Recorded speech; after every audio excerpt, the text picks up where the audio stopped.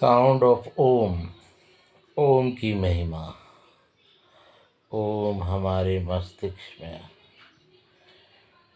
जागृति लाता है। ओम इस संसार में गुंजायमान है।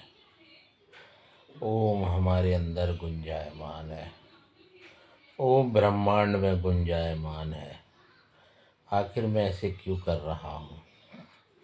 क्योंकि जो हमारा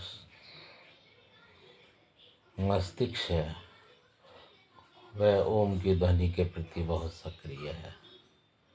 यदि समय समय पर हम ओम का उच्चारण करते हैं तो हमारी शक्तियाँ जो सुषुप्त अवस्था में है वो जागृत हो जाती हैं।